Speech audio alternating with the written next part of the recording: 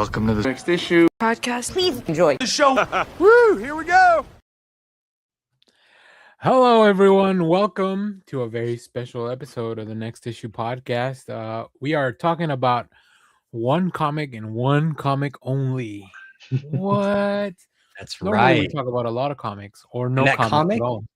And that comic is That comic book Cable is number one. No, Yeah, no. Supergirl, Women of Tomorrow, which I have here the special edition they released for Supergirl Day, aka Superman Day. I think they only changed it on this one because it was. Interesting. Yeah.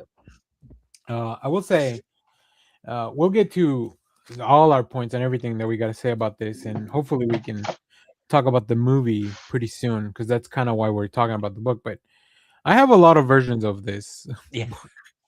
Like, Oh wait, is that an alternate cover of the compact? this is the one and only variant cover for a compact comic. Wow, that's from Books a interesting. Million. It's what's his name? It's one of the variant covers. It's Gary Frank.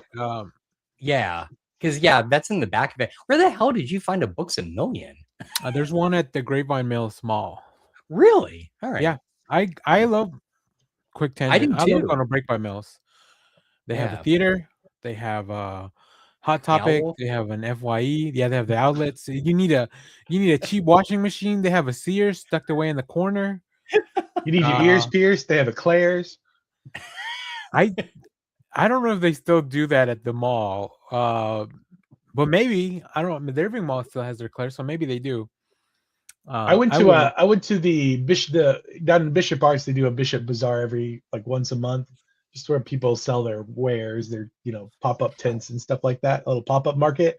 And people were piercing. They were giving out tattoos. Not giving out. There was a tattoo shop, and they're like, and we'll pierce your ears if you need your ears pierced. And I'm just imagining walking through this market and like, oh, this is where I decided to get my ear pierced. That's how they get you. You're like, you know what? I'm gonna finally do it. And it's just like one guy with a shaky hand and an ice cube and a straight pen. He's like, all right, here we go. That's all you need. 2 holes pierced with the purchase of a tattoo. Yeah.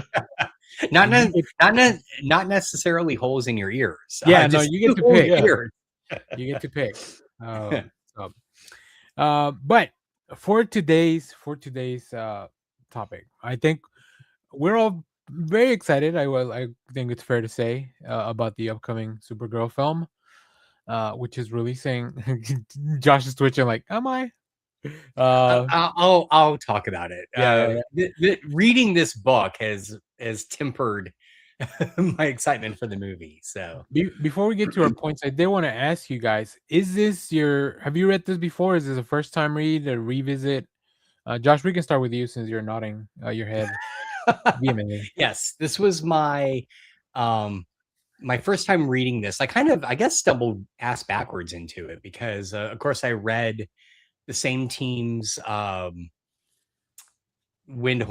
Helena Windhorn, yeah. Helena Windhorn, which I really liked. I've read other, which we'll talk about too, because that was a book that came after this. Yeah, I came after it very clearly. You can see while Tom King was writing this, like I had this other idea,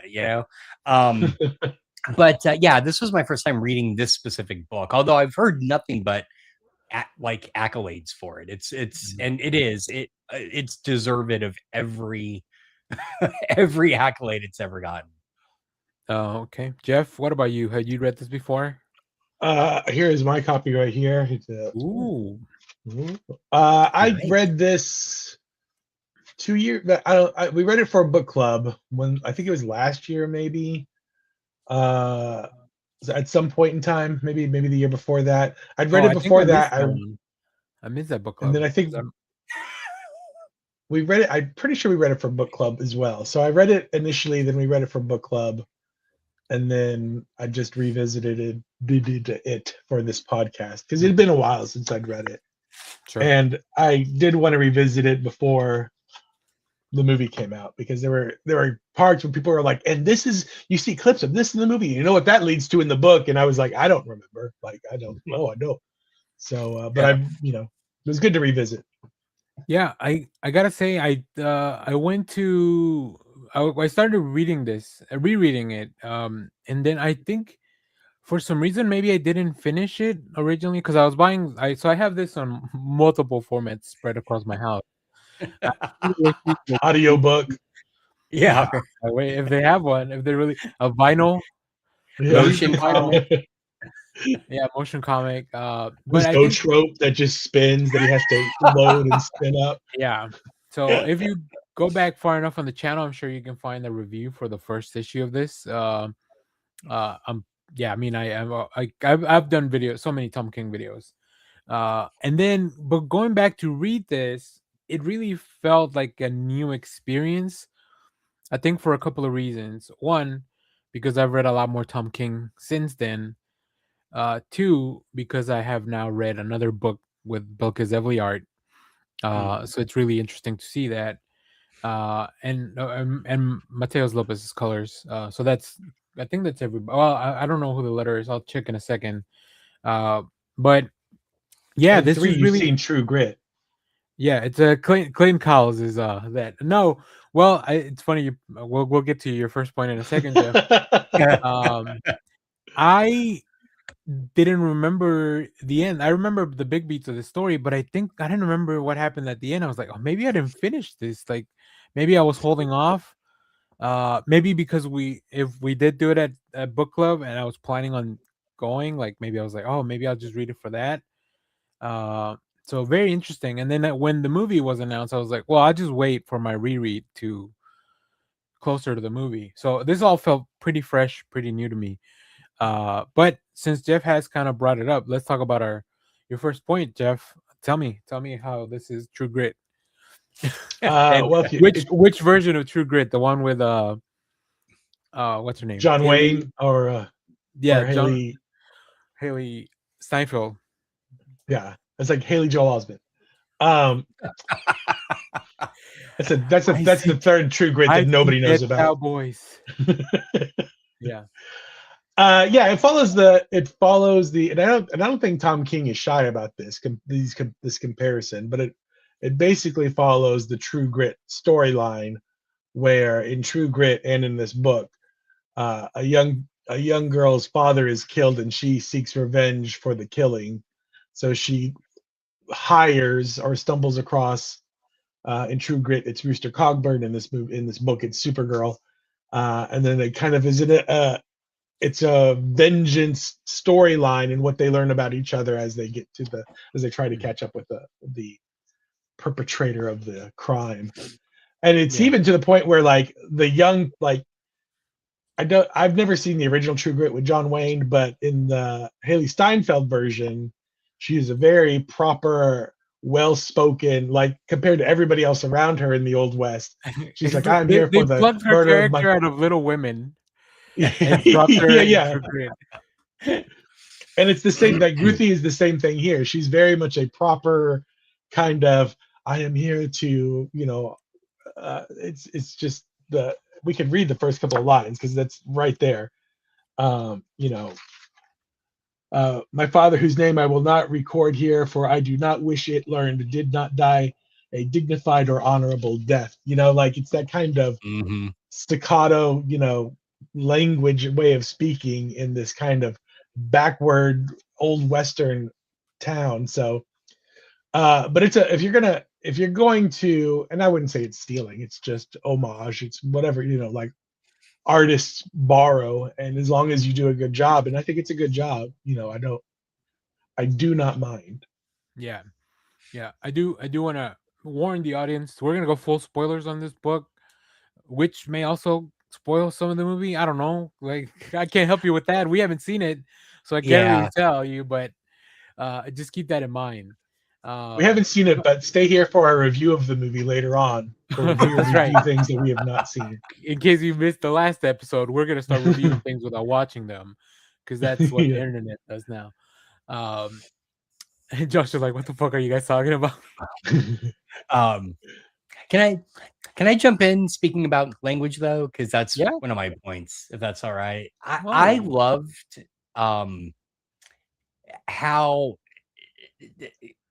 how Tom King is able throughout the course of this book to use the way that Ruthie speaks to show her experiences, right? like you were saying, Jeff, at the beginning, she's very proper, almost like overly mannered in her writing and her speaking. And even that's a little bit of an odd conceit, because by, I think, like issue 2, you come to realize that those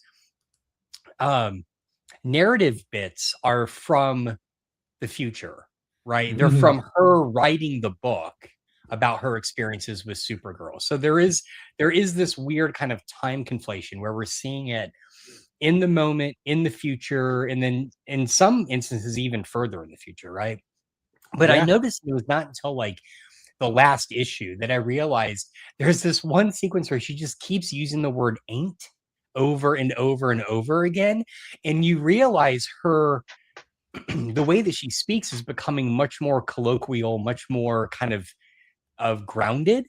And then when you see her at the very end, it's like an aged woman, and she's just like the most wonderful, crabby old woman in the world, right? And so you kind of, in the way that she speaks and writes, you get this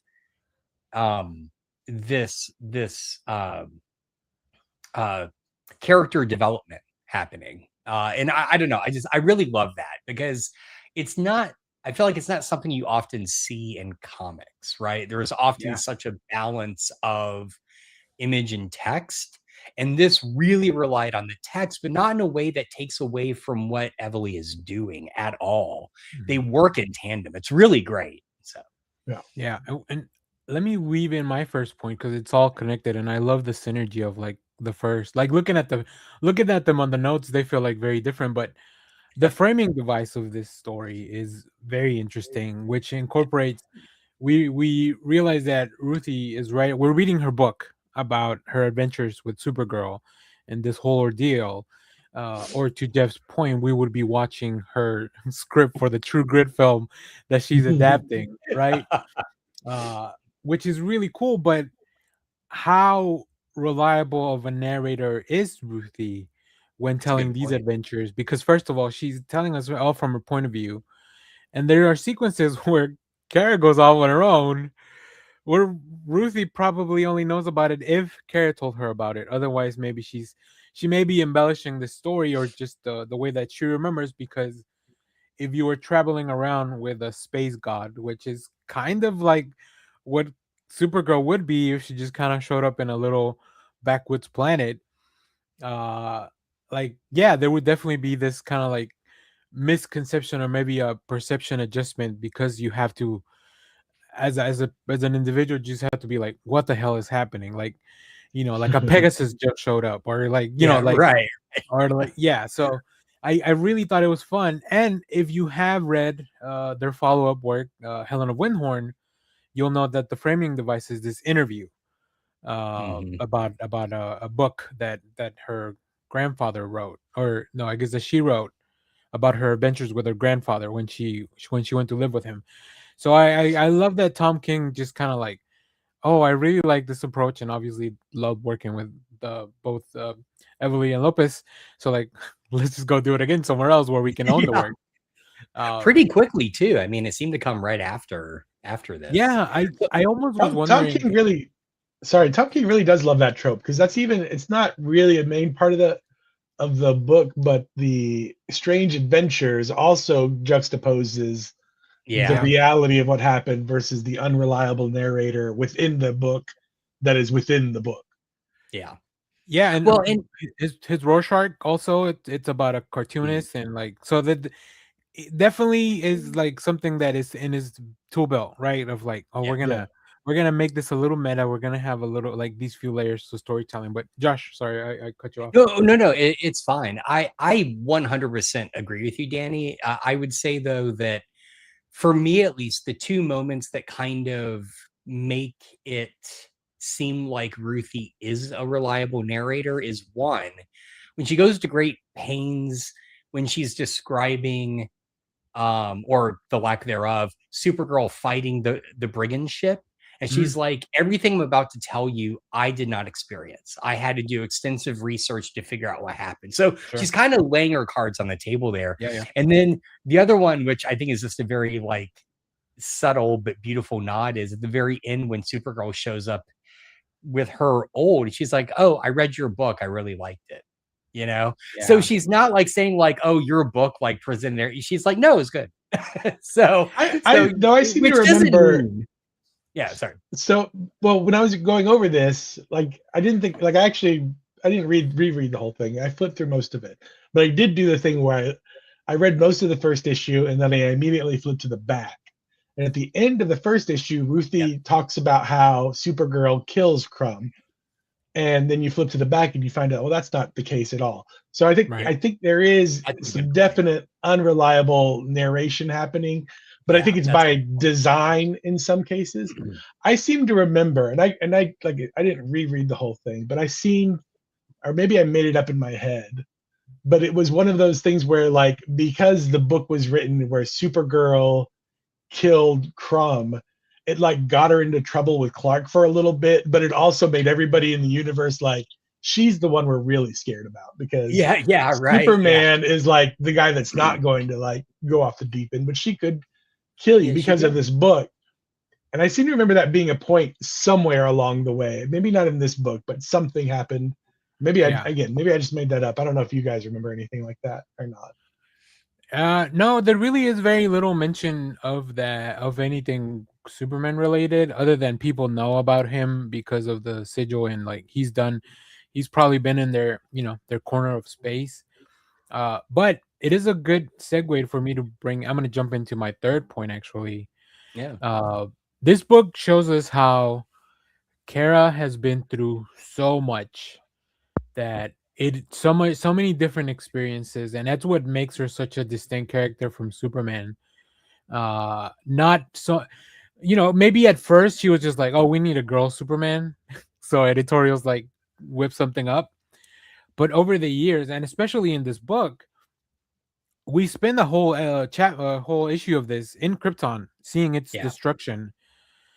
And on top of that, we know that, Ruthie mentions, like, there's these little narration boxes sometimes where it's like, there's a story for another day, or like, story I'm not telling you that Kara told me. Like, there's so much. So the reason that Kara is more cynical, and also maybe is working through a lot of, not maybe, she's definitely working through a lot of stuff, as opposed to where Superman had, more or less an idyllic upbringing in Kansas with people that love them and a family, even though he never got to experience or become a full teenager and experience the gradual destruction of his planet. Right.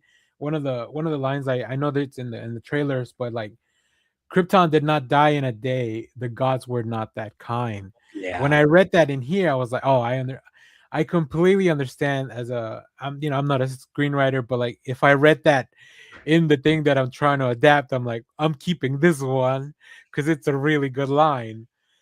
Well, and the way that Alcock delivers it in the trailer is really good, and the way that it's delivered in the comics. So like, I just love that juxtaposition of like, yeah, Supergirl and Superman have very similar powers, and they're kind of the same story, but they're not really.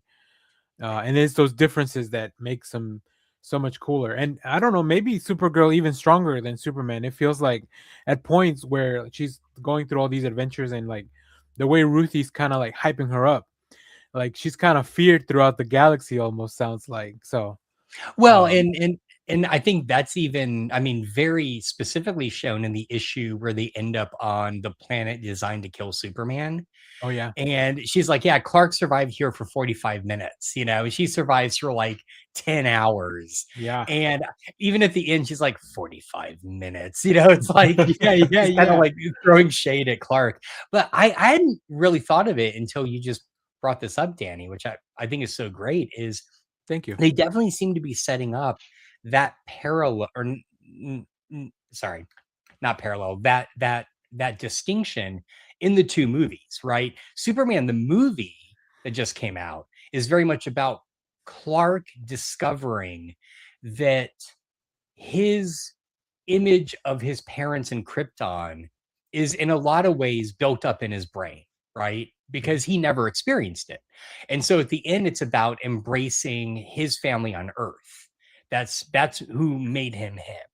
I think what we're going to get in Supergirl, the movie, is she did experience the death of Krypton, you know, moment by moment by moment. And so even just both in this book and in the movie, the idea of she's 21, she's going to go to a red sun planet where her powers don't work to just get shit-faced is about dealing with that trauma.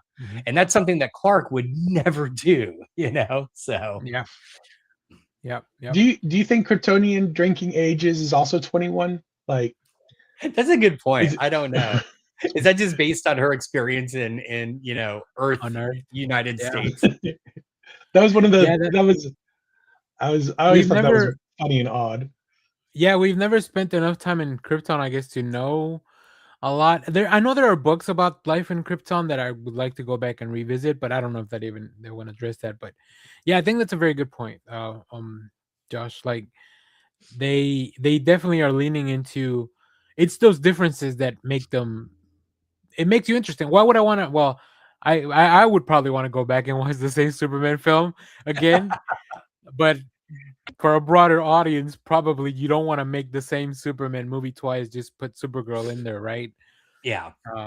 Especially when there's another Superman movie coming out next year. Like I said, I would probably still be seated at the theater, but that may not be for everyone.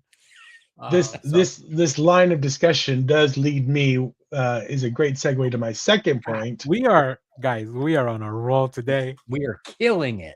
And I want to tell the audience, we had no planning for this other than a Word document with our points in it. So I'm glad it's working out. Go ahead, Jeff. Well, you're talking about how Kara's reaction to Krypton's destruction, much like Tom King likes to destroy characters. He's a character assassin. No, this is so, you know, this is one of those things where this makes sense to me that Kara is, you know, she's full of PTSD because she was around for Krypton's destruction. But prior to this book, it was Supergirl was like a happy-go-lucky, like, you know, I'm just Clark's cousin, just hanging out, whatever, until she dies and then comes back and whatever. She's got kind of a confusing, you know, history throughout DC. But I like that in this iteration, it's a much more interesting character for her because she did go through this very traumatic experience as opposed to Superman, who did grow up just on Earth, a happy baby. I also like the idea, and this is not something that I think has been, or maybe it has been explored, I just haven't read the right comics, but how Clark has like Josh said, all of his whole idea of Krypton is something that he's kind of imagined or that has been presented to him, and he did not get to experience it. It's in the same way, like he was very humanized very early on in his life, and it's like me. I have very little context for being Mexican because my parents grew up here and they were like, please speak English, we don't want you getting picked on by the white kids. So like when now that like not everything's cool, but now that I'm an adult, I'm like I have a hard time, like I can't even go to the taqueria without, like, I'm just like, I'm sorry, I don't speak that much Spanish or whatever. But like it's a weird, like, but he has no tether. They had cash. Yeah. Tres tacos, por favor. I can get that far. But I think it's an interesting thing where Kara has this like strong tether to her culture. Clark has no tether to his culture other than what he's invented in his head. I like that they're kind of, there's that clip in the commercials for the trailers for the movies where he like greets her as she's popping out and he's like, oh, I don't speak any Krypton, I'm sorry. You know, it's like, I'm like, oh, I understand that feeling. I guess my question is, do you guys prefer happy Supergirl or tortured Supergirl? I mean, I like a little bit of nuance in my character, so I would say just like everyone has good and bad days, you know, like a combination. I don't want her suffering every single chapter of her life, but it is interesting. Well, because on the other side is Power Girl, who's basically the same character. Yeah. And has lost her whole reality, not just her planet, but she lost her whole reality. And so she's really bummed. And for a while she thought she was just a clone. Like I do like how they retcon that to make it even worse. It's it's like when you if you it's like if you found out you were a clone and then turned into water.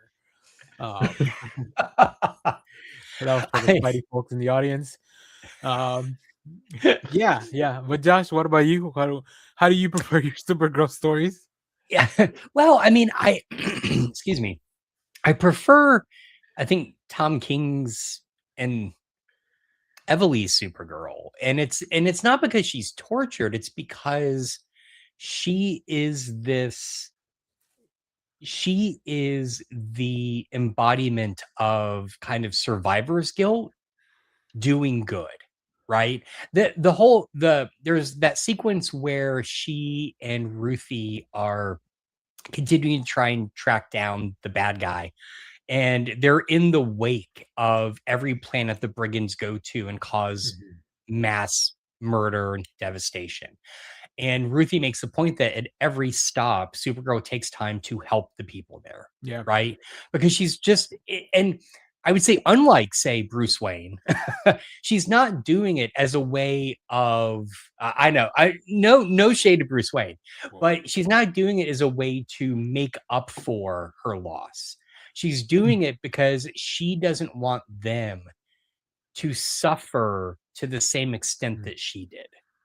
Yeah. Right. Yeah. Which is kind of a beautiful sentiment. I mean, that is another form of heroism. And I like that they take the time to present that in this book. We don't get that often in superhero comics. There's the sequence where she digs up the graves. Like there's one guy digging up graves. And then he even tells her whatever this alien is like, also, I took a look at your DNA. If you want, I can show you where your daughter is.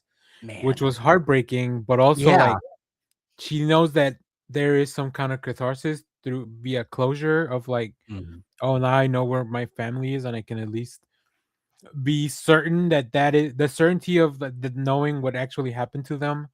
And then also like, please take a look. I did my best, but I can make mistakes, especially because she's going very fast. She's also feeding one of the people that's in like a hospital. She's also obviously she's getting information, but she's taking the time to spend the time there with feed them. But what I do love is that Kara never asked any of this of Ruthie because that's not her mission. Right? She never tells her like, you have to help as well. When they go to that blue purple people planet and you discover that felt like an episode of the Twilight Zone. Yeah. Where it's like, what happened to all the purple people? It really did. We drove them, the Blues drove them out of town, and then they had the pirates kill them. Like, was that a metaphor for anything? What's that? Was that a metaphor for anything, do you think? Wait. This book can mean stuff outside of... right? It can mean more than one thing. What? Well, we also find out of the book, because the book is, and again, spoilers for this book, I guess. Ruthie kind of thinks, for the most part, that Supergirl is kind of going on this adventure with her to get a cure for crypto, because crypto is poison. Yeah. And at the very end of the book, we find out Supergirl, she's like, I never needed that to be. She's like, I know who the best vet in the universe is. So I took crypto to the vet and he's fine. I didn't have to do any of this. I was just doing it, And so you find that at the very end. It was kind of like to distract her to embark on this mission with like, she kind of tricked Ruthie into going with her, which I'm glad that happened, because I could imagine if Clay had been able to join us. He's like, they killed a dog, point number one. I hate it. Well, although to that point, I kind of love Tom King and Evely being able to use the fact that we're seeing the entire story through Ruthie's eyes to say, okay, in literally 5 pages, we're going to introduce Comet, explain who Comet is, and then just leave it be. Because that is a fucked up history. And then kill him off. You get chapter 6 where we meet Comet, but there's not a lot of history of him. He's just like, you gotta go fast, right? You gotta outrun this like little Oh Marvel shit, thing. that's right. He does show up earlier. Yeah, with But the to your point, Josh, Tom King and Everly distilled that really weird and messed up history of Comet being a man who fell in love with Kara, who then became the Pegasus, and now he's like her space horse. I think he was. I think he was the horse first. The horse fell in love with Kara, and then got asked to be turned Oh, into a man. oh I shit. think that's how it happened. I could be I wrong. I could be wrong. no, It's very Greek. I think you're right. Hang on. All right, I'm gonna ruin my Google search history here. Hang on.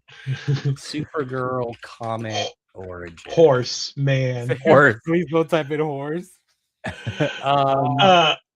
I do. This is one of my bonus questions. Do we think Lobo is basically the horse? Because he seems to be in the Well, movie. He's there at the beginning. I think he's there in the bar when Ruthie goes to look for somebody to Yeah. help her kill Crom, and then I think he shows up at the end at where the horse shows up to help rescue Supergirl. I think that Not rescue, but even the odds. based on context of the trailer, Comet comes back when she's like all tied up in those like kryptonite chains and she's about to get shot Yeah, with the kryptonite bullet, right? And that's kind of, it feels like that's when Lobo shows up to help out, yeah. he's the horse. and that's when Comet showed up. So yes, and Tom King has said that Lobo was originally part of this book somehow. Really? Yeah, he's talked about it, but then I think DC editorial had other plans for Lobo at the time, and they're like, probably maybe there's no need because we want this to be Supergirl centric, which I think is the right choice overall. Yeah, it's fair. The space pirates were Lobo-ish enough, I think. They really were. Yeah, totally. So yeah. Josh, did you find any comment facts that are worth talking about? Yeah, let's see. Hang on. I did. So yeah, go ahead, Josh. According to Wikipedia, Jeff is 100% correct. Comet was Supergirl's pet horse, and while in his human form as Bill Starr, her brief boyfriend, apparently Comet also had a brief romance with Lois Lane. Wow, that horse gets around. Oh. He was Keep it in the originally family, a though, centaur in ancient Greece. I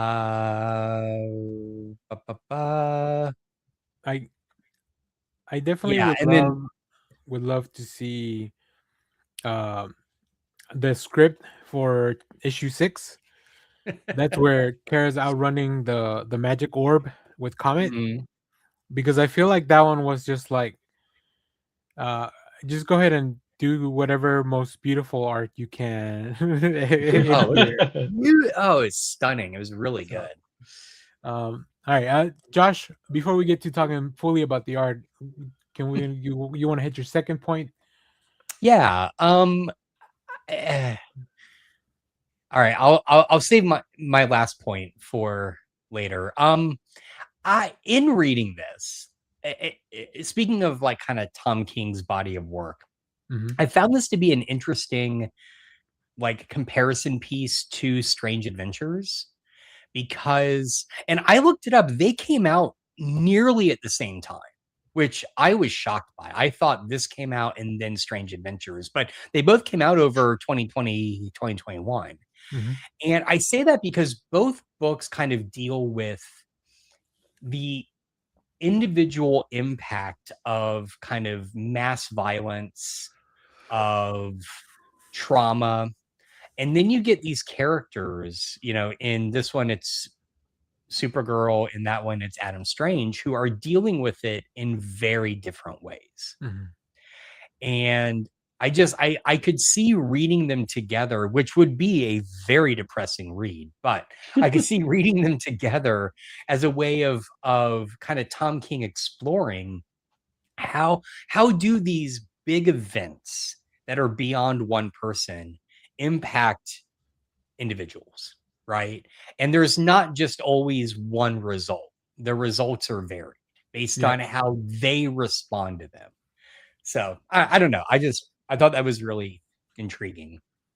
No, I agree, and I think that the only thing I would add is that I feel like I think it's Alana, who's Adam's wife in Strange Adventures. I think she's as much of a main character as that's a story about their relationship as almost as much as it is in with Mr. Miracle, right? Maybe the with him and Barda.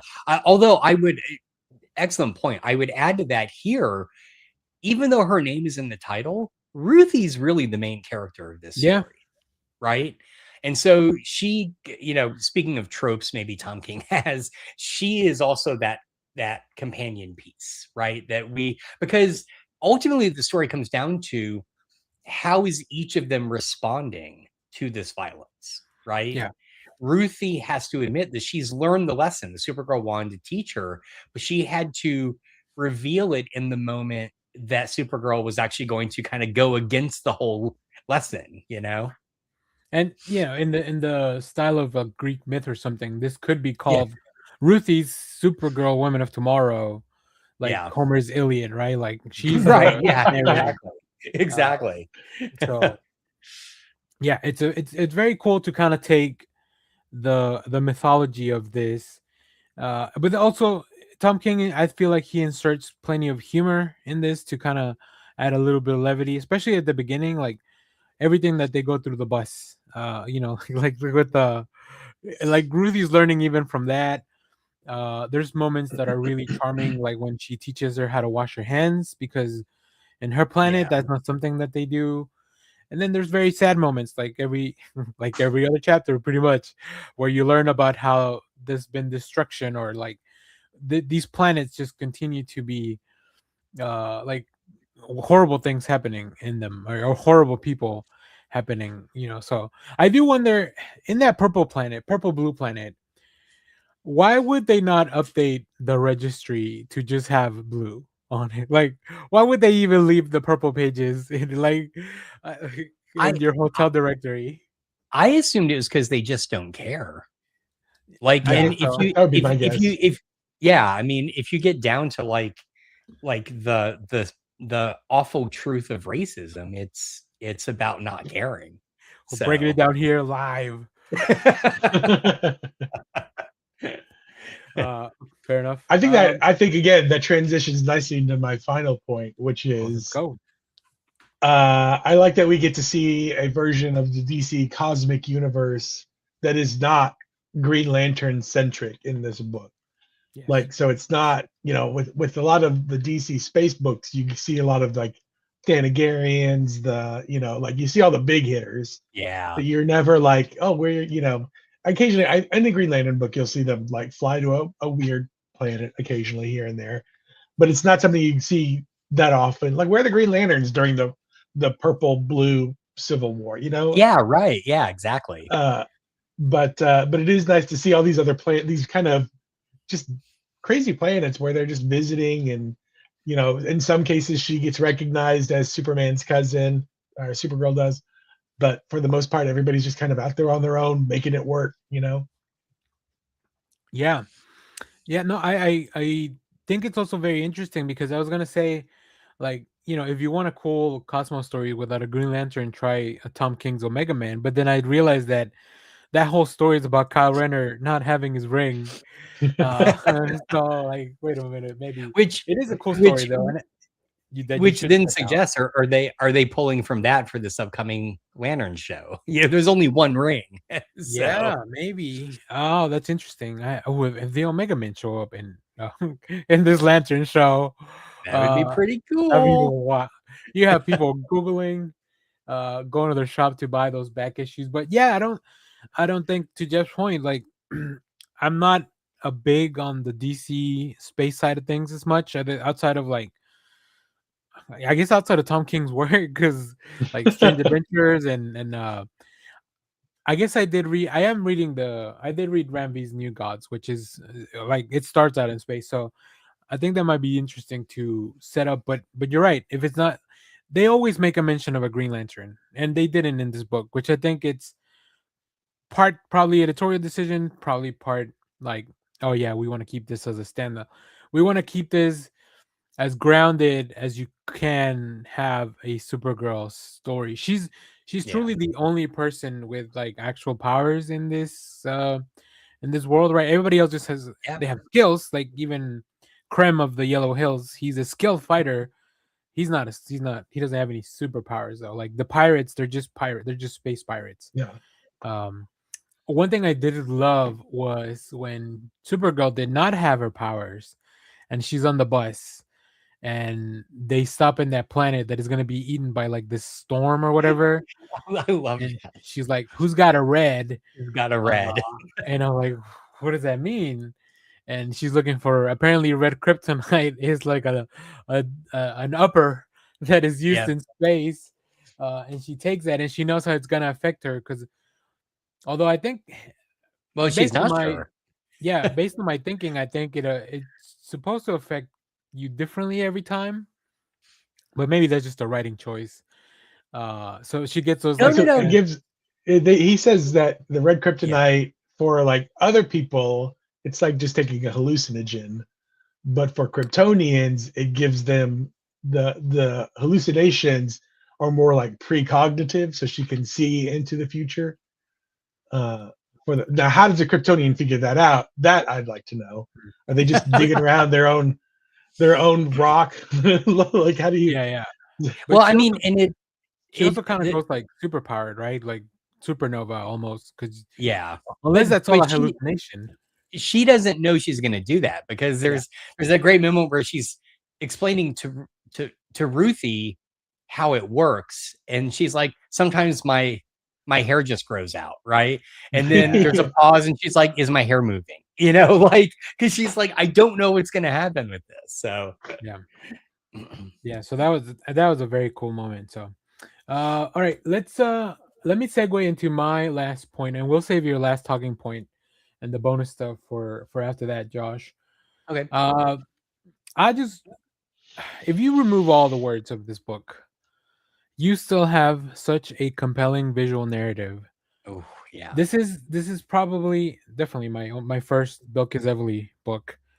And just the amount of line work and detail, and just kind of going back through it, I feel like, especially when she's drawing Supergirl, I feel like she adds even more detail to all of it, and that would make sense just based on the fact that Ruthie's kind of telling the story focused on Supergirl.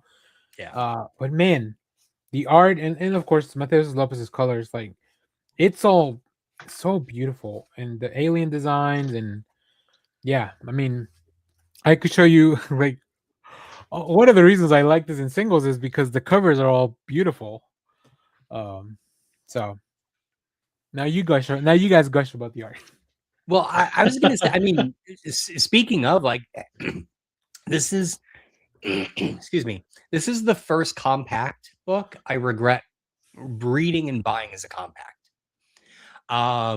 Overall, I think the compact line is great because it's so inexpensive. It's a great way to just get into these things. But there were moments when I was reading, it could just be my I'm getting older, my eyes are shit, where I was like really struggling to like look at some detail or read some text or something.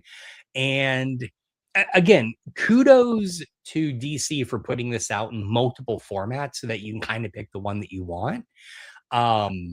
I will probably at some point have to go back and just buy like a larger hardcover edition of this to just really appreciate it. But that's only because of how utterly beautiful the art is in this. It is so great. And I had never seen Evely, again, doing things ass backwards. I read Helen of Windhorn first as those issues came out, and then discovered that the same team had done this Supergirl book because I'm a schmuck. And so, I kind of went into it that way, but man, the art is just stunning. It's so good. Yeah. I think one of the things that they probably learned along making this process, if you read Helen of Windhorn, every issue of that starts with like a cover to the comic or the book that they were referring to. So it's like this epic fantasy, really cool splash page, and then you get go into it. I think the thing I really like is also the way that she does hair. There's so much detail in it, and that's something that I hate drawing hair. So, so whenever I see somebody do it really well, like Arthur Adams or George Perez, and like, Bilka's like, I'm like, so jealous of how they render the hair, but just everything, the sun, the Kryptonian designs, like Kara seeing her mom die, and then we see Argo city in the floating around in space. Like, there's just so much. There's so much to this. So I love it. Yeah, I agree. They need what we need is like an artist edition of this book. God, that would be great. Although I wonder if a lot of it was done digitally. I could be wrong, but yeah, I don't know how the artist works. Maybe that might be I don't interesting either. to check out. Oh, I was just on their digital, you Instagram. can print out in any size. So It looks like they do drawings. I'm a follower. All right, I need to. Yeah, you should. One of the things that I love about following these creators right now, it's that because it's everywhere, and Bilkis, I believe, is a Brazilian artist. Oh, And okay. Mateus Lopez is also in Brazil. So like they have been, all the promo stuff they've been doing for the movie, they're involved in that, right? That's awesome. I love it. Yeah, That's just on graph paper. Yeah, you God should definitely. Damn, are you kidding me? Yeah. Really? Is it like non-photo blue graph paper? I guess so. Yeah. I'm just on their Instagram. It's just on their Insta. Yeah. So, but you know what? I haven't seen original art of this go on sale. So maybe designs and stuff she does on paper, and I don't know. That might be interesting to find out what DC needs to do, and I should crack open some of my collections because they do those director's cut of books. I know this upcoming week we're getting work in progress copy of the book of the first issue. Those are the black and white oversized ones. Like they did one for Absolute Batman, I think. Oh, really? Where it's just like, and I think it's like the scans of the pages, or it's like an unfinished work print, right? And in black and white. But those are really cool if you just like, if you're a process person, which I do love digging into the process. Me too. Yeah. We know Josh hates art. That's why he chooses to work in art history. I definitely didn't curate an entire show about comics process. So that's right. Yeah, that Danny contributed to. So we should talk about. Sorry, my ADHD brain just kicked in because you went to the Billy Ireland cartoon library. I did. Like that, I would like to hear about. Let me write it down so we don't forget. We can. A friend told me we should write stuff down, and I was like, that's pretty smart. Pens and paper are amazing. All right. It was fantastic. Yeah, I'm happy to share about that. All right. Well, share with us your last point, Josh, and then we'll wrap up talking about Supergirl, Woman of Tomorrow, and then we'll talk about your trip and maybe another art thing. Yeah. So I was struck, and Jeff, I loved your point about looking at the opening of the book, right? Because this book does a thing that some of my favorite comics have done, which is there is a kind of parallelism between the first and the last page, right? Mm-hmm. And when you open the book, you get this beautiful scene, notably with the red sun in the background as it sets, setting the whole thing where Ruthie's father gets killed. When you turn to the last page, which again, full spoilers, takes place much later in time when Ruthie is an elderly woman and Supergirl shows up with Crypto, which I love, and basically brings Crumb out of the Phantom Zone. Yeah, where he's been banished, right? And you get this, so good. And so you get this sequence where they recreate the opening panels just in silhouette, but instead it is Ruthie hitting Crumb with her cane and then walking off in a different direction than Supergirl as Crumb lays there on the ground. Yeah, my brain went immediately to the Killing Joke, which does this same structural thing, right? You're always thinking about it. I know. It's comic nerds ancient Rome, right? All roads lead back to the Killing Joke. All roads lead back to the Killing Joke. Where you have that kind of like the parallelism between the opening and the last page. What I loved is how ambiguous both of those last pages are, right? Have you guys seen, I'm pretty sure it's Grant Morrison that has the theory about the last page of the Killing Joke being like, he reads it in a different way, which is there was one sound effect in the Killing Joke that he reads as Batman killing Joker. Right? All right. And my brain went to that because there's no clarity in the last page of this book that Ruthie only hit him with her cane. Did she kill him? You know, I did go back and read that. So I'm going to show you guys. This is the page. Yeah. About, right. I went back and I looked at that a couple of times because I was reading this in my iPad as well. And I read it in my iPad so I could look into, like, find details and stuff. And I went back and forth. So to me, the way I'm reading this, at least, like, this is my Inception top at the end of the movie. Ruthie hits him, he falls down, and then his arm kind of goes back and forth like he's checking his head, but they leave him there, but he's not dead. So that's the way I interpreted it. I think that she is like, that is her, like, she doesn't kill him, but she gets that last bit of little vengeance out by just like thwacking him, give him a good thwack, the slap at the end of the movie that, you know, you never got to have. Yeah. And then, but then he hits his head really bad on a rock and dies. So it's, see, now it's manslaughter. I'm inclined to agree with both of you because that's what I want, right? Yeah. But I looked at that last page multiple times, and if you hold it back up, Danny, you don't have to, but if you hold it back up, I want to point out in the third to last panel, you see his arm up. Yeah. Right? Yeah, you see it there. See his arm up. In the second to last panel, he seems like he's touching his head. The last panel, his arm's down. Right? So I would argue if you flip those last two panels with his body where he's laying prone and then you see the arm come up as he touches his head, it's clear in that moment that he's just been hit. Right? He's just kind of like recovering from the hit. But the fact that it goes from higher, lower to prone, right, makes me wonder, is he dead? Now, again, that, like Grant Morrison's arguing about one sound effect in the last page of the Killing Joke, that's probably an overreach on my part, and I admit that. But it is just open enough that it doesn't nicely close, you know. And I mean, he was an old man. He could just die. He was an old man, yeah. Which, that was the thing that my stupid nerd brain was thinking about. I was like, how did he age in the Phantom Zone? Like, I thought you were not supposed to age in the Phantom. Like, good point. That was my other conflict where I was like, unless he had been going, I guess I don't know. We don't know how much time he's spent in. But she does say centuries. He was in there the first century, the second century.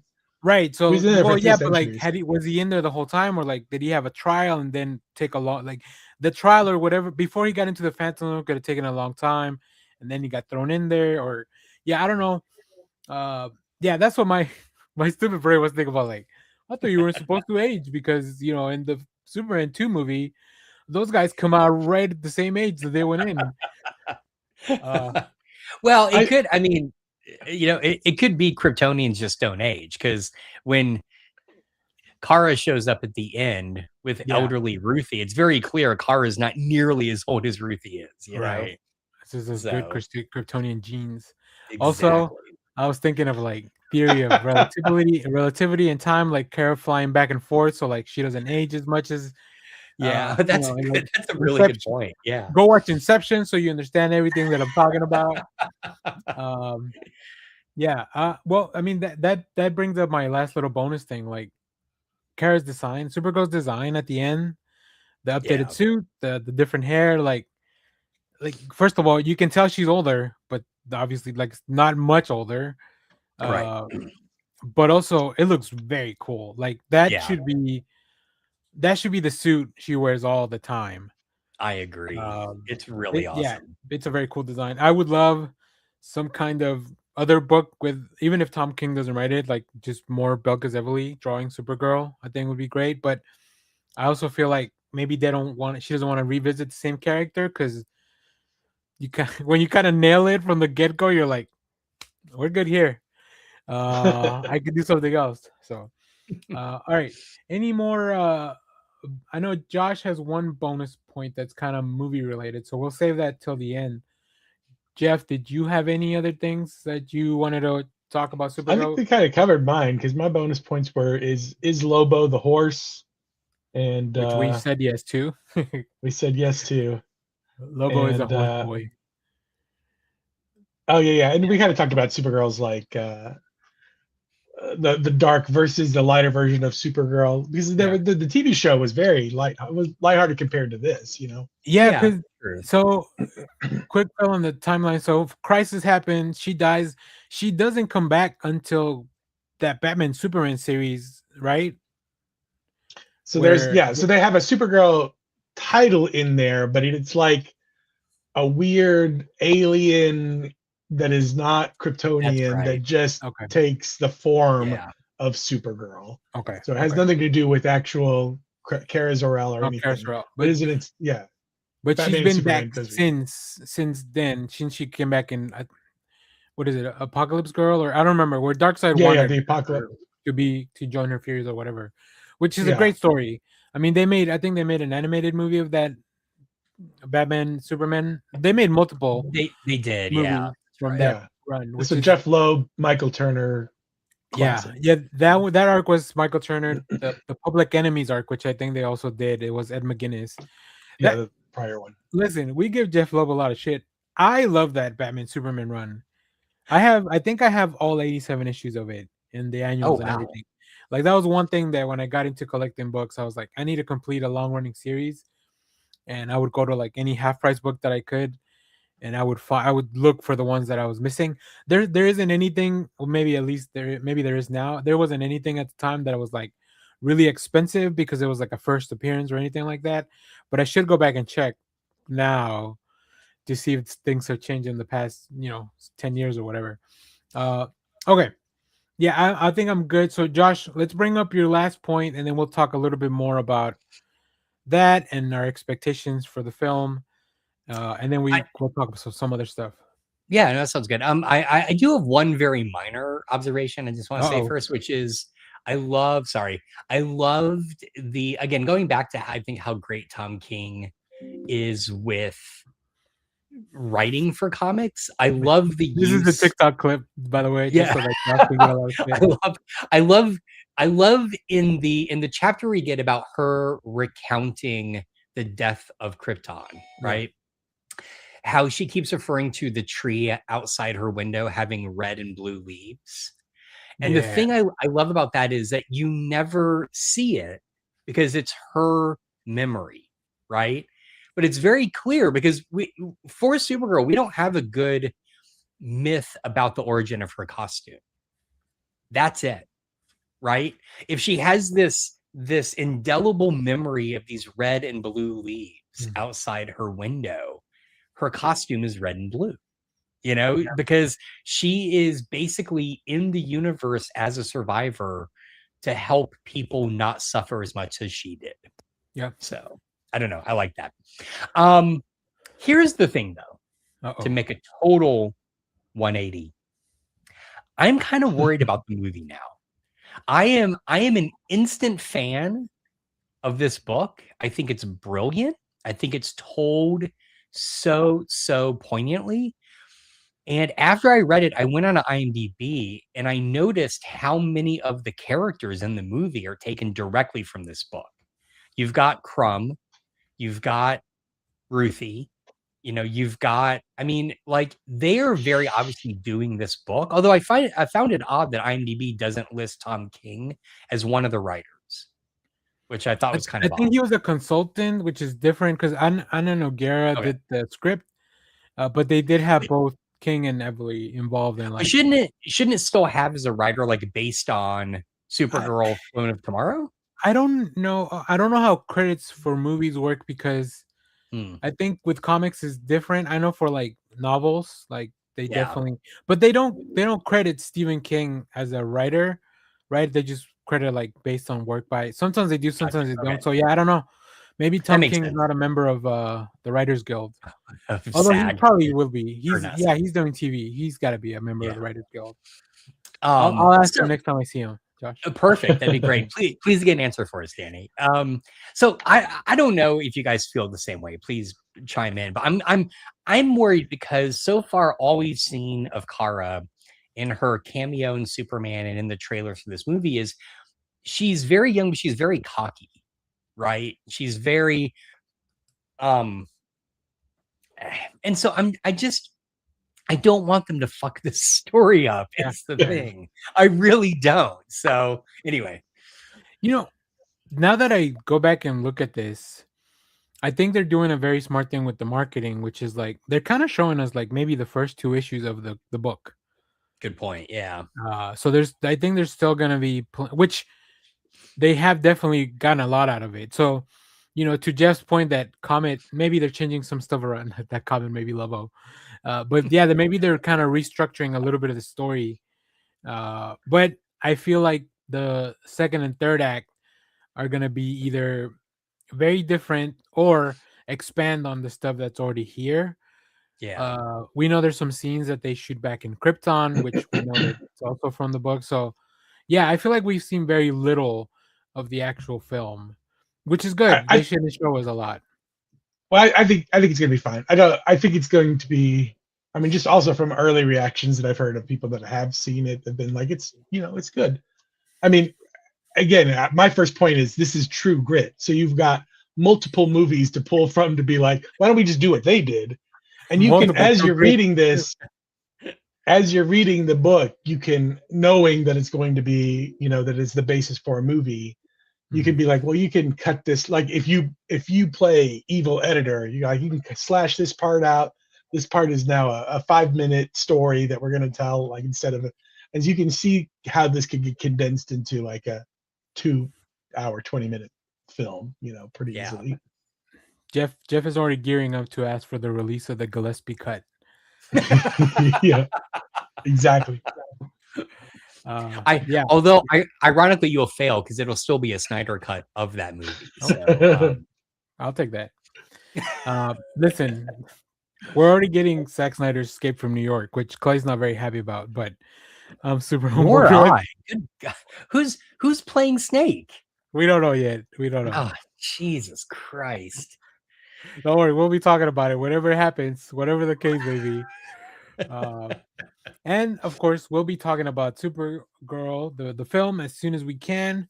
So before we move on to other topics, I do want to encourage everybody to leave us your thoughts on the book if you have read it. And if you haven't, there's plenty of options that you can pick from. You don't have to buy all of them like I did. Including the digital, because you did read it on your iPad. That one I did borrow from my library. So like, if you can't, just to reread it, I got it from Hoopla. So that's another option. If you can't, take the weekend, go get a library card, and then borrow Supergirl 1 Minute Tomorrow. Absolutely. If you don't want to spend $10 on the DC Infinite app. Or the compact. You spend 10 DC on the compact version. Spend $10 on the compact version. Yeah, but your eyes are going to get all blurry. If you can find it, I bet these are probably sold out. Well, you say that, but I will pass this along because I just annoyed my daughter with it last night. Amazon right now has a buy 2 get 1 third free deal, and the first half of the DC compacts are on there. Oh, okay. So you could easily get. Yeah, well, it's like early, like pre-Prime day sale. Pre-Prime will get you pregnant just as easily. Optimus Prime days. I have way too many responses to that, Jeff. So you don't gotta tell me twice. Well, since Josh brought up his family and his personal life, You want to tell us a little about your trip? Because you went down to some cool, Josh, every once in a while, gets to do some cool stuff just because he works in It's the quite arts rare. and academia. Yeah. Which is one of the reasons we keep him around to check our grammar. Oh God, please. You got to potentially meet one of my internet crushes, who worked for the cartoon Billy Ireland library. Oh, they were amazing. They were so great. Who is it? Caitlin McGurk. Oh, she's amazing. Yeah, I didn't get to meet her directly because they were all kind of like running around in the background trying to make sure all the tech was working. But she's great. She's really great. I agree. Yeah, no. So I got back about a week ago from the this year's Comic Studies Society conference, which was in Columbus, Ohio, and it was actually at the Billy Ireland Cartoon Museum and Library. I had never been. That was kind of part of the reason I wanted to go, because I wasn't presenting this year. I was just there as kind of like a audience member, which is sort of odd for an academic conference. Like almost every person I ran into would be like, "Oh, well, when are you presenting?" Like, I'm not. I'm just here hanging out like a I'm just here for the comics, man. What are you talking about? Yeah, baby. I heard there's going to be pizza. For the parties every night, conference parties. But man, the Billy Ireland is amazing. I'm so glad I got to go. I unfortunately didn't get to check out the reading room, which is part of it. And I didn't really have any current research I was doing that would have prompted me. Like, they were encouraging us, make sure you schedule any research you want to do in the archives beforehand so they can schedule everyone. I didn't really have anything I was trying to look into, so I didn't. You don't want to overlap nap time with everybody's research time. Right. Yeah. Well, I didn't want to take away from someone else's like potential time, sure, in this archive. But do you have to be a professional to get, like, could Danny and I be like, hey, we want to look at old Calvin and Hobbes? First off, they have 2 walls in the permanent exhibit that's just Calvin and Hobbes. Yes. It's incredible. It's really cool. I'd never seen that many original, and I think it's because Watterson must have donated stuff to the Billy Ireland. I think he may be from Ohio. So anyway, that's a good question. I don't know. I know the reading room and the museum are both open to the public, but the reading room is mainly it's the library. Right. It's the place where you can just go in, just, walls and walls and walls of just books on comics. So those are both open to the public. That's a good question about the archives. No. I'm not sure. Otherwise, Jeff and I are going to have to national treasure this. Well, I did. It was funny. So while I was there, you did run into Nicolas Cage? Oh my! Yes, I did. But Face Off, Nicolas Cage. It was really awkward. You ran into John Travolta. It was actually John Travolta. Yeah, I did. Was he wearing his little new director's hat that he? Yeah, exactly. But with Nicolas Cage's face, it was really weird. So I gotta steal the first Garfield. Yeah, that's what I was sending all these photos. So the way the Billy Ireland Museum is laid out, the first 2/3 of it are just like a permanent exhibit. So the first third is just like comics history and process, which is incredible because they have like a Disney animator's original animation table there. They had it's not Mort Walker, it's I'm gonna God, I can see him. Anyway, famous classic adventure newspaper cartoonist. They had his like just ephemera from his studio just in one big display. Prince that Valiant's was cool. Wig. Right. Well, and I joked that this is like, so I curated a show about comics process. Oh God, Danny, when was this? 2016? I think so. That sounds about right. Yeah. So good Lord, 10 years ago. And their permanent exhibit is like what I was trying to do times 1,000. Like, it is so good. Cool. But the last third of it is just a like a specialized exhibit. And what they had there was this amazing exhibit. It's the only U.S. Spot for it, which was a comprehensive exhibit on Chris Ware. And it was phenomenal. Like, just seeing his working process, but they also had a bunch of stuff. Like I showed you guys, there's like an automaton he made out of wood, all of his little like toys and models and shit that are kind of sometimes built into his books were there, like that he actually like made and assembled. It was incredible. Yeah, it was really, really good. So anyway, highly recommend get to the Billy Ireland. Is it Columbus? Where is it? Yeah, Columbus, Ohio, which was weirdly insanely hot. Like it was hotter. It felt hotter there than it felt here. And Columbus is kind of an odd town. I'll just say that. But there is an amazing there's an amazing comic store there. And I sent a photo to the guys because for fans of the show, if you remember, we had our Why Is There Not a Mark Waid Shelf episode. Yeah. I found the Mark Waid shelf. They actually had a shelf of just Mark Waid stuff. So I took a photo.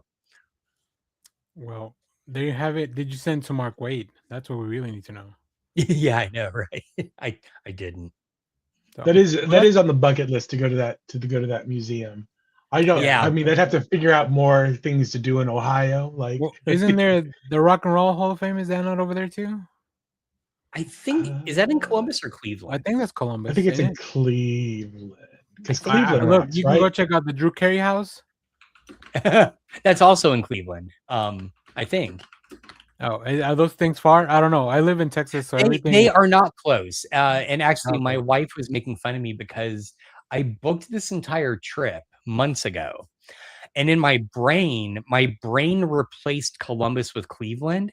So I kept telling my family I'm going to Cleveland for this conference. And then literally the night before I leave, I bring up all the information just to double check stuff. And I almost have a panic attack because I realize, oh, fuck, it's in Columbus, Ohio. And then I go and look at my plane tickets, worried that I'd booked them for Cleveland. Thank God I hadn't. I booked them for Columbus. I was okay. So, Rock and Roll Hall of Fame is in Cleveland. I mean, it's 2 hours of a drive. It's only 2 hours? Because it's like from Cleveland to Columbus, I mean.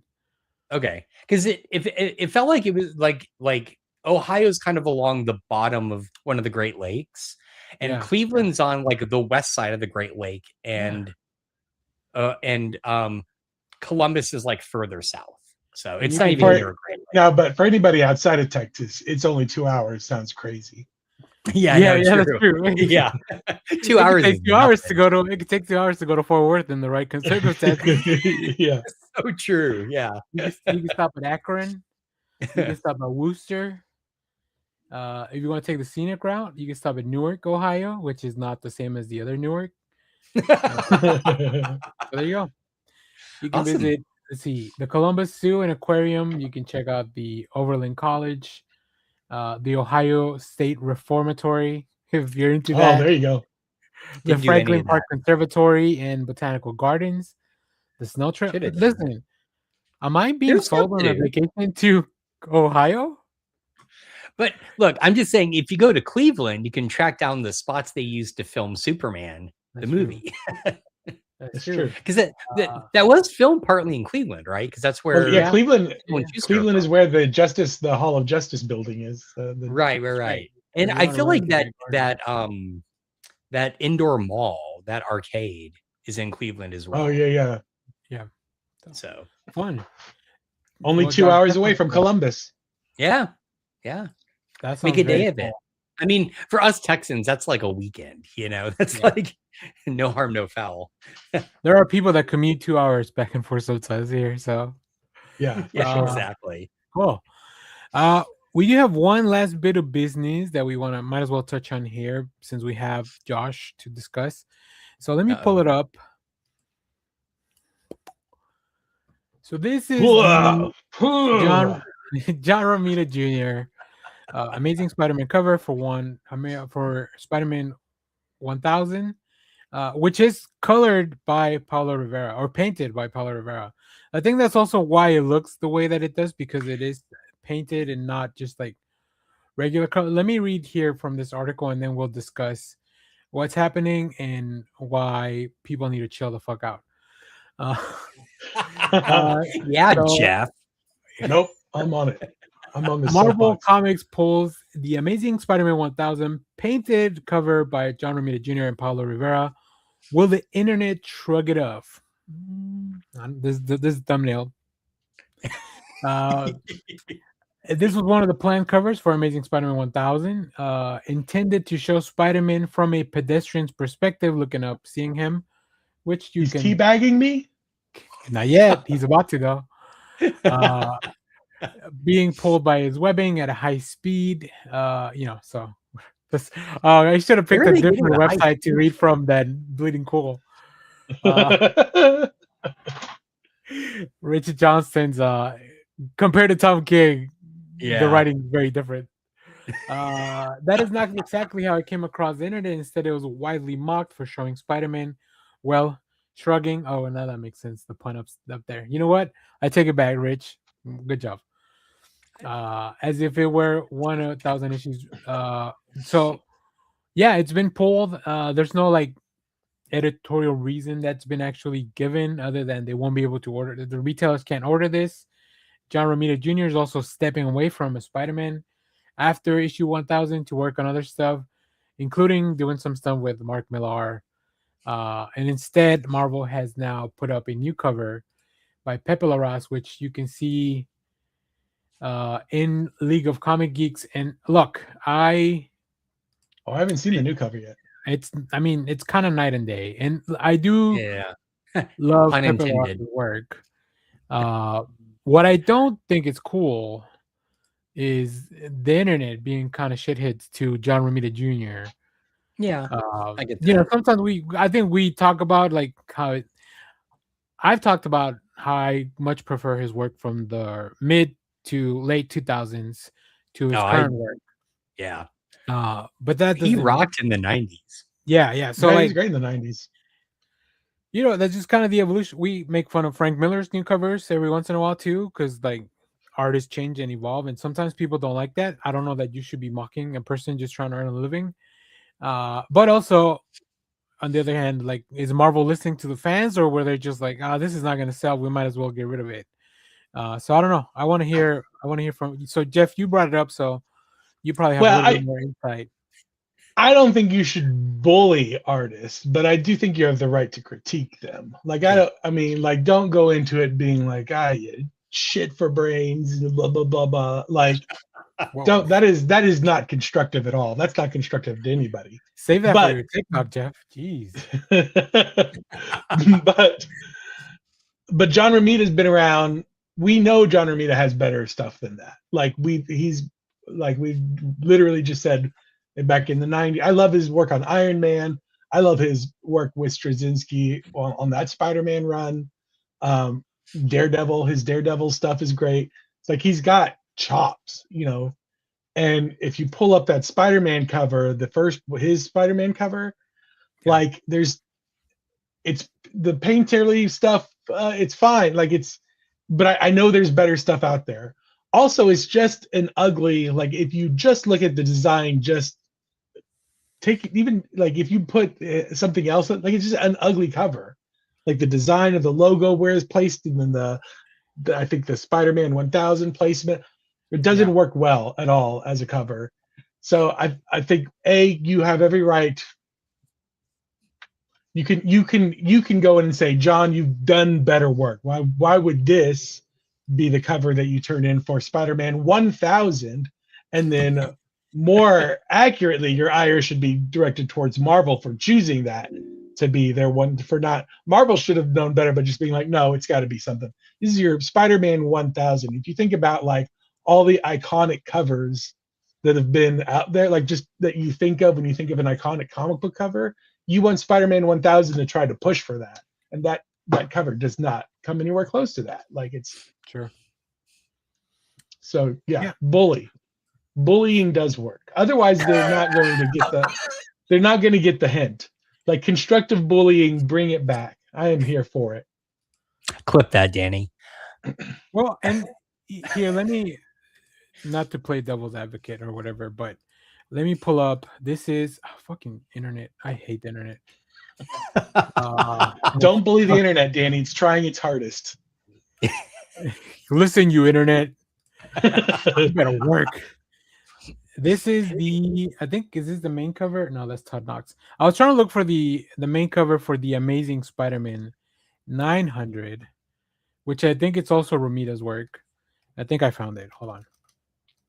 It's just like the worst quality of it, but it's a better composition than, because I do agree with Jeff. God damn it. I do agree with Jeff that the composition of it all is not. Sorry, I'm trying to do like 10 things here at the same time. We need a producer in the back. This is the 900 cover. Yeah, that's like the production value of this is a lot. I think it's a lot better. The logo is clear. The 900 of it all, 60 years. And then you have it. Obviously, this is tied into the story that they were doing about the Sinister Seven at the time or whatever. I haven't read this because I haven't read Spider-Man in a long time. But it's a different vibe, right? Mm-hmm. So yeah, I think there was a lot going against that cover. And think of like on the other side, DC's had like Actions Hit 1,000 comics. That's a Jim Lee cover. I think Detective was also a Jim Lee cover for their 1,000. But they are also like, I don't know, they feel more that John Romita 1,000 does not feel like an iconic cover. It feels like I agree. I mean, I agree with both of your critiques of that 1,000 composition. I get where Marvel's coming from, right? Which is we have this landmark moment.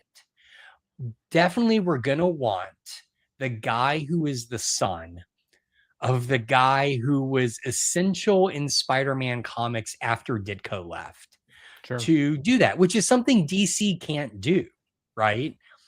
And so I get why they wanted John Romita Jr. to do the main cover for this 1,000, just like they did for 900 and so on. I'm kind of with Danny on this. I feel like bullying it. I say this as someone who constantly bullies Rod Liefeld and Frank Miller's current covers, but like I'm disappointed here, not in John Romita Jr., but in Marvel for pulling it. Right? Because I'm kind of like, Marvel should have just stuck to their guns and been like, all right, well, we're still going to publish it. Like there's no point in like scrambling to to completely fuck up the print run and get, a completely different cover to fill this spot. Like, let's just go with it. And if it doesn't sell, it doesn't sell, what have you. Like, so I don't know, like this conversation started rightly, I think, with Jeff. Like Marvel seems to be listening to fan input now, which I agree with is something they definitely need to do more of. But I kind of wish they had just stuck to their guns on this one. Yeah. So, and to compare it to another thing that I was talking about recently with some people, Jim Lee recently shared his pencils for those absolute covers that he did for Batman, Superman, and Wonder Woman for, I think it was maybe Free Comic Book Day. It was like a special edition of the first volume. And this is what he shared his pencils. Damn. And then people in the comments were talking about like why DC allowed the inker and the color to ruin the cover by coloring it and painting it. So like, first of all, like, shut up. You don't know, like Scott Williams and Alex Sinclair, who do the inking and the coloring, like they've been working with Jim Lee for decades at this point now. So like, if you ever liked any Jim Lee stuff, it's in big part because of those two. But also, as much as I love this illustration, this is not a complete cover, right? This doesn't. Right, no. This. Well, it might get me to buy the book, but it might not get everybody else to buy the book because that's not what the covers are. But they do look great. I can see why people, like Yeah, sure. I would love to have this inside the book. Do you have one of these, Josh? No, I was just going to Oh. show, like, to make a point though, like to your point, and I don't want anyone to lose a job, but we're at the point where you don't really need inkers anymore, No. right? Hold on. Like Let me- this is a special sketch cover for the new edition of Pathfinder Yeah. that came out, right? From the artist Wayne Reynolds.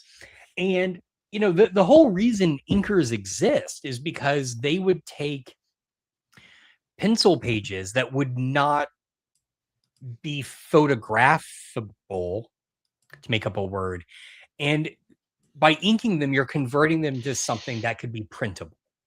Sure. That is no longer necessary, right? So I guess part of it is why do we still have inkers? You know, you don't, I mean, in particular with so many artists working digitally, you don't really need inkers anymore. Well, Well, you see, if you look at a lot of comics, like a lot of, if you compare the credits to from comics in the 80s and 90s yeah. to Yeah. today, a lot Yeah. of them are just like art by one person because they are doing it mostly digitally now. Yeah. Whereas opposed to, it's weird to see, because as I do all the comic things weekly, it is weird to see this one is drawn by and inked by. It's super rare to see that these days. Right. But Right. I don't think that they didn't have to cancel John Romita's cover. Like, I don't know if they needed, I mean, they could have just said, look, this is now a B cover. This is, you know, Yeah. they Or like- can print covers in, like, they can go forever. And the people that are like, why would you, like, DC can release those Jim Lee drawings as covers, as, you know, variants at any And they point in might- time that they will. And they Right. probably will, you know, like Yeah. it's super easy to take these things and just be like, you want this? This is your thing. But back to, like, for the Spider-Man 1000, you know, put your best foot forward. And I don't think that was anybody's best foot. I agree. They should. It should be representative, I think, of both the history. A cover should be representative of the history, but also what you're trying to portray with that issue, right? Sometimes Yeah. it's about the story that's inside. In this case, it's more about the 1000 of it all. I think it was Spider-Man 600. That's like, it's got the names. It's like the city. It's on its side, but it's Yeah. like all the names of, like, I don't know if it was people that worked on it or different store. I think it was people that worked on Spider-Man. I think If I so. remember I can see correctly. it in my head. Yeah. Yeah. So, like, those are the kind of cool things. That's what we're talking about more. Like that, I feel like Marvel didn't put enough effort into that part of it, and a lot of it is probably. I'm not saying they're using AI, but they're definitely cutting back on the amount of people that are working on those type of things, like the designers and stuff. If you look at the X-Men line, that's looked pretty similar. They haven't taken any bold swings at redesigning the X-Men line recently, as far as Yeah. like the logos and all that. Like when the Right. age of Krakoa happened, Tom Mueller like did a fantastic job with Ooh. everything. Like those collections look incredible in big Yeah. part to Tom Mueller's work and his designs and his logos and all that. But Marvel, since then, they took a step back and they're like, we're not doing that cool stuff anymore. We're just kind of, we'll go back to the old classic X-Men, which is a great logo too. Like, but does it reflect the times that you're printing in and the stories within your books? Yeah, Tom Brevoort for sure. would probably say yes, but I would disagree. It's, I mean, Well- it's the fact that we want Marvel to listen more to the feedback from their audience. Yeah. I feel like they're listening to the wrong feedback, right? They're doing it poorly. Yeah.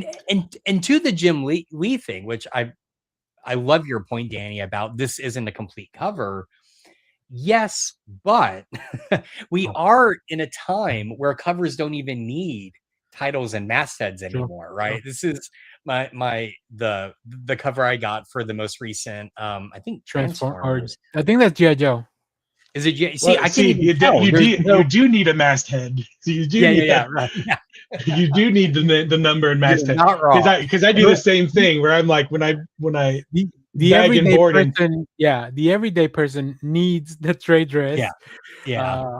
I knew it was G.I. Joe because I also saw it at the shop. Also, if you saw, I went to Jeff's shop this week because I was in that part of town on Wednesday, so that was kind of fun. Yeah. So yeah. Well, I think this has been great. I will say, if you go back and look at,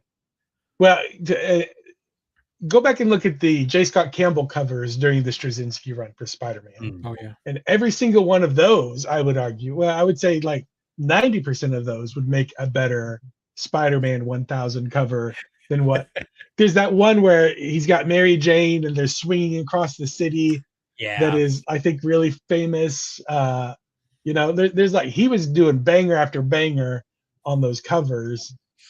J. Scott Campbell was. And again, I'm just like, any one of those, pick any random one of those and they would be better than what this. But now his style has evolved to just be like the posters, because he's just doing his exclusive variants. So he doesn't have to do those big he doesn't have to do covers that reflect the interior story anymore, because he's just working on exclusive stuff. And there's still a big market for that. There's a reason that J. Scott Campbell has his own like market shop and all that.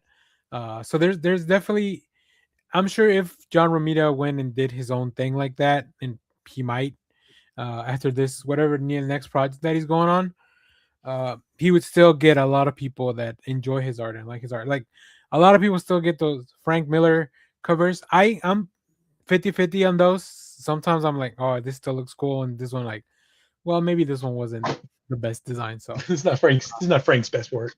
But it is all very subjective up until a point. But I'm glad that we do agree that Marvel needs to put a little more effort into their actual designs of things. Like we want things, if you're getting a milestone, if you're relaunching a world or a universe, whatever, make a little extra effort. You're a visual medium. Yeah. Put some effort into it. Any last well, actually, here before to close out, if you guys still, I guess we still have a little bit of time. Did you guys watch that Spider-Man trailer that came out this week? I did. I saw it on mute on Instagram, so not the best way. The best way to watch things. Yeah. We'll end with that. Okay. I mean, I saw it on my Apple smartwatch while doing laundry. The way that it was intended. The life we all dream of. Watching movie trailers on a watch. I need to go get my PSP. All right, let's see. We're gonna watch that. We'll talk a little bit about it, and then we'll get out of here. Let you guys enjoy the rest of your weekend. This one works. Yeah. And let me know if you can hear it. You should be able to, though. What is happening to me? Did you miss me, Spidey? I'm losing my mind. Venom confirmed. I gotta fix whatever this is right now. Final semester MIT. Dad, who do you think is actually watching these? Maybe someone. Okay, well, bye, someone.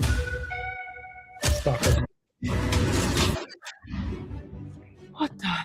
Dr. Banner, you found a way to suppress mutating DNA, right? If you see me with this stuff, run. So could you get rid of the bad aspects but keep the good? How would you decide what parts of nature are good or bad? Well, sorry about that. You're not one of my students, are you? It appears we're faced with a threat we can't control.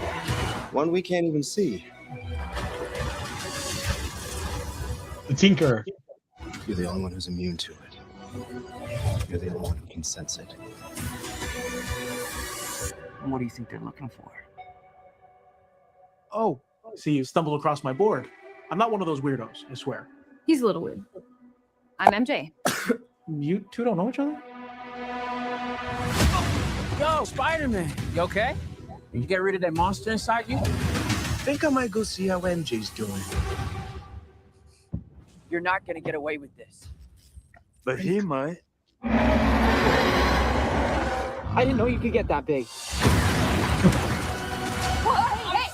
You just have to trust me. Fine. This whole thing can get really scary. Who the hell is that? Who the hell are you? Frank, please. I don't have anywhere else to go. By the people who love you, just gonna let him go himself? I love you because you're you. If you're gonna do something, you better do it now. Never I like that MJ bullies other superheroes in these movies. Let me see, mate.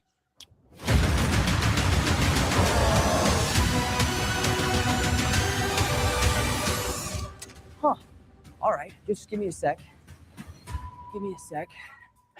I'm not in high school anymore. Oh. Did you stretch? You a big stretcher? It's so good for you. You ready?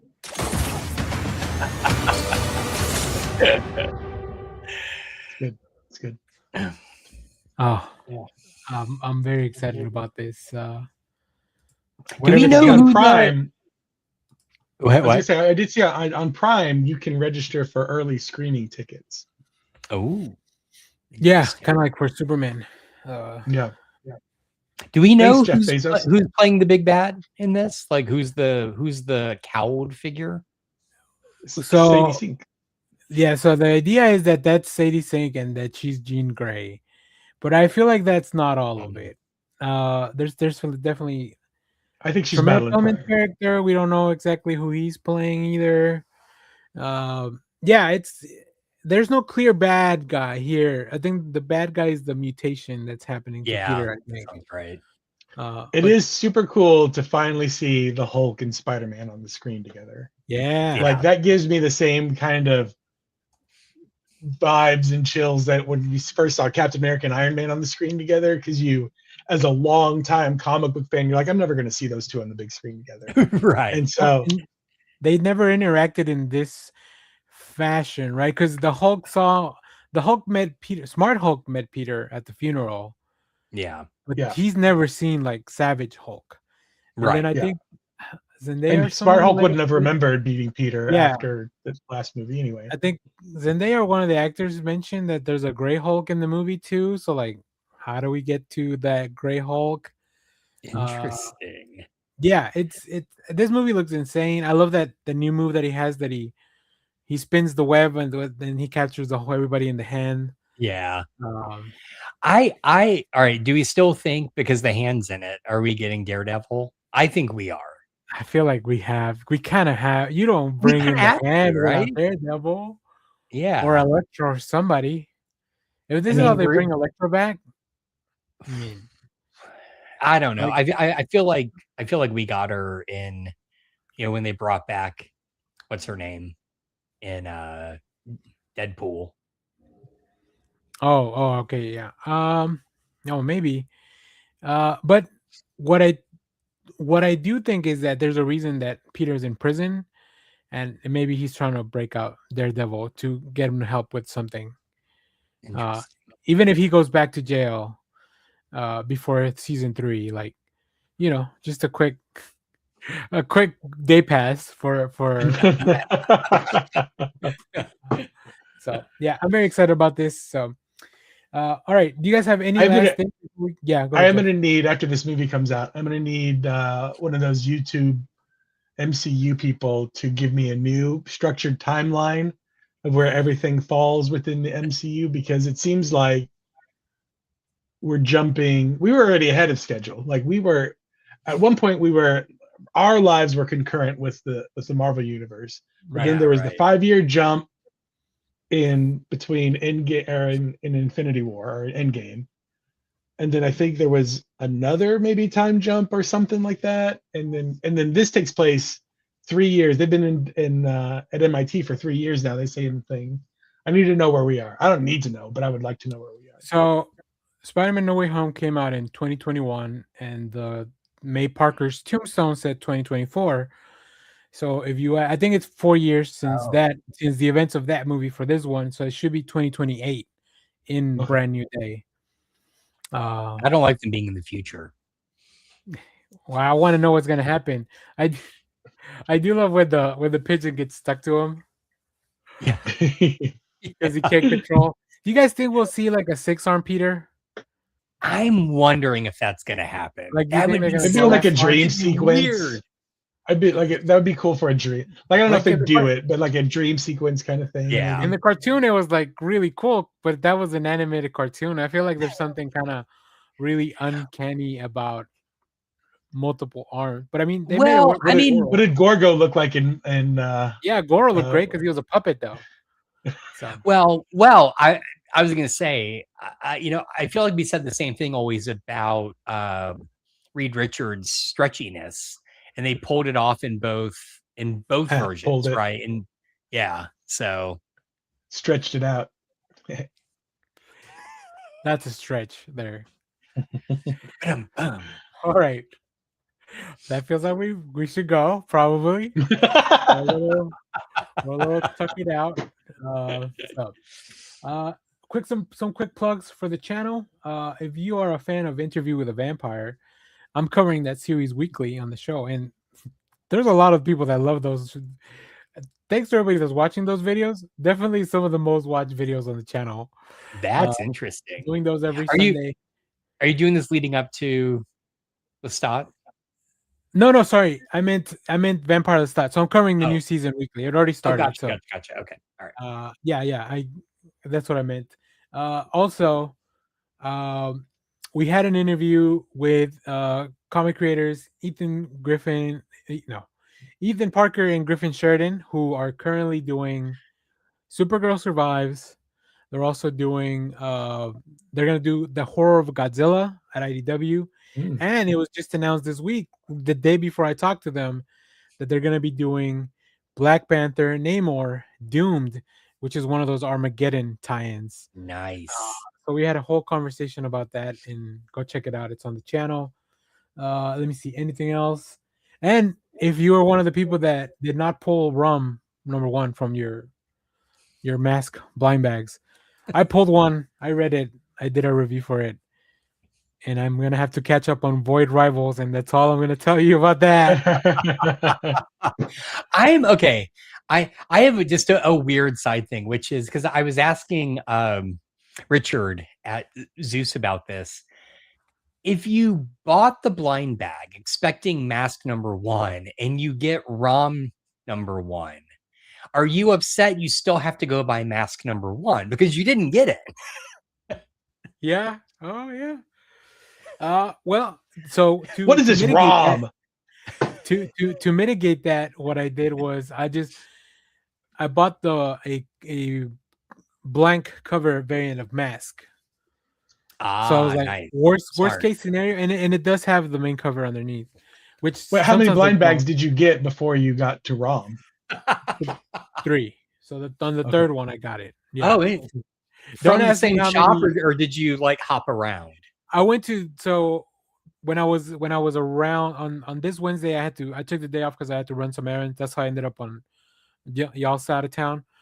I didn't buy it there, but I did buy it at Titan. I bought another bag, and then I pulled it from there. So Don't ask me how many Marvel 616 bags I bought. Because instead you can go watch the video and watch me pull. Those were $15 a pop. Yeah, they were.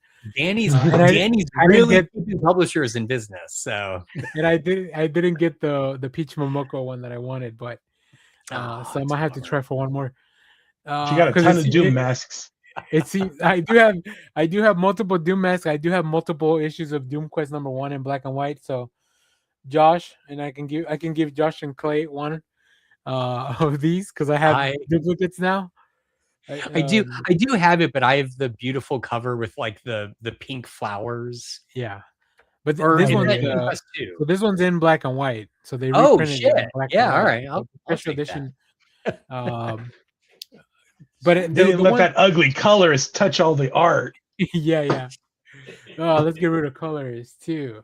Let's just get rid of art and just read books with only words. Yeah, let's do it that way. We're gonna work our way back to just regular prose. God, I've got so many comics to read. Yeah, same. But and then come back tomorrow. Jeff and I will be talking about comics at some point. I'm gonna try and join you guys one of these Sundays. I promise. Yeah, for sure. And if after Supergirl, we could probably do one of the catch up stuff for everybody on a Saturday. Yeah, sounds good. So yeah, stay tuned. We got a lot of cool stuff coming to the channel. As always, I'm reaching out to creators. So if you want us to talk to somebody, leave it in the comments so then I can show that creator of the comment and be like, look, our audience wants you to come on the show. It's not me. I don't want to talk to you. It's them. And then on the I Read Comic Book side of things, this last week, I got to talk to Zach Kaplan with my buddy Mike. and he told us all about his new books. Only the Savage Are Left, and then the Smart Division that's coming out in August, I believe. Yeah, man, Zach, he's writing so many things. So, but they're very cool. So there you have it. That's all my plugs. Go follow Jeff on TikTok so you can hear him tear down your favorite creative comic book. Yeah.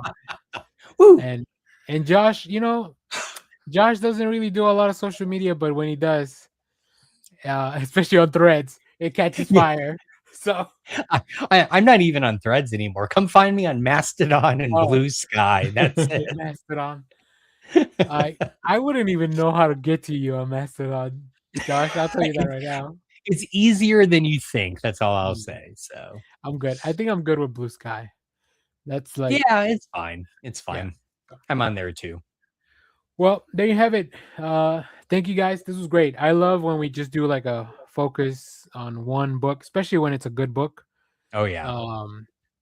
And it just really worked out. So hopefully we can talk about Supergirl next week. We'll see if we can all manage to go watch the film in a timely manner. Okay. But yeah, we'll talk more about the upcoming schedule. I mean, and it's, if not, it's no maybe Masters of the Universe, so I haven't bought my ticket for that one yet. But I'll try to get it. Yeah. But if not, we'll maybe do a catch-up fun show next Saturday, and then give everybody a little bit more time. There's too many movies. I finally watched Disclosure Day. We got that out of the way. But I there's need like to see that. That looks really good. Yeah. I want to see what's that Raid? It's not the Raid, but it's like the Raid. Furious. Me too. I've heard that's really good. Yeah, me too. It's on the list. I need to watch Backrooms. I need to watch Backrooms as well. There's too many guys. I can't. I feel too old to watch Backrooms. It's the first, internet generation memeified movie, and I'm like, it is interesting. And one of the things I'm curious about is that I don't know the lore behind the YouTube stuff for Backrooms. So like, am I gonna be as excited? It's kind of cool going into it without knowing anything. About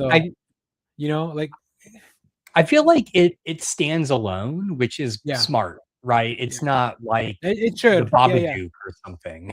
So well, even the Babadook, like I didn't know much about it, and I think the movie's still just quite enjoyable.